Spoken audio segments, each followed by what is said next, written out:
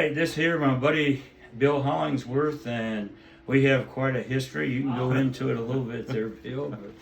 Well, I had bad teeth and I had advanced gum disease, and I was born with good teeth, but I didn't take care of them.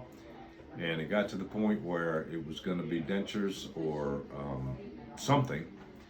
And fortunately, they have all on fours, and I came down to see Dr. Steve, and after talking to several different places that do these things, I decided to go with Shenandoah Valley Implant Institute, and I'm sure glad I did. We went through the whole process. I got uppers and lowers, all on fours, I think is what they call them. And hey, I can smile again.